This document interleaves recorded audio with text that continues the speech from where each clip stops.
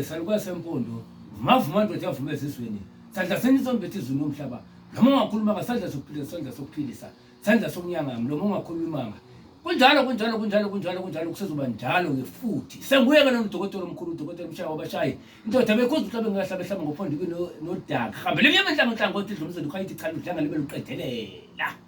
pitbull ibe inqamla umsila bathi bayehlukumeza kanti bayehlupheza ibuye ilume ngakumbi ngimile kumadoda ngisatsho ngithi mina nayi ngicelo sisebenza operating officially konakala kumadoda konakala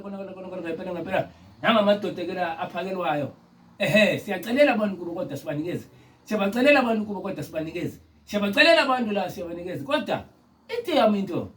waza wena unenkinga wena unezicelo wena ufisa ukucela wena usafisa izinto zakho zilunge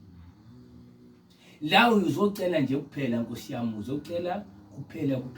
uzocela kuphela la ungena la ngendlela ngusiko lakhona mina engiyokuyalela masufikile la ekhaya ube sowungibonisa ukuthi kucelwa kanjani ke kula madoda wabonayo nanga amadoda akhona ayaphila la ekhaya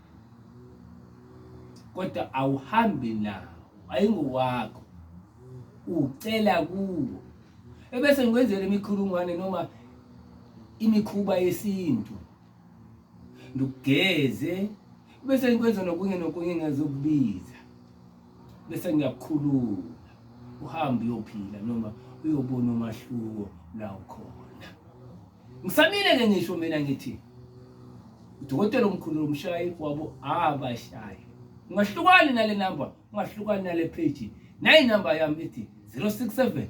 9469 570 angeke ngiyiphinde 067 9469 570 ngisasho futhi ngisathi ngimile esitulweni sabo ubukhosi ngisamile kwimpande ngisamile ekudileni imikhuba ngisamile ekuthatheni kwami kuphile abantu noma isizwe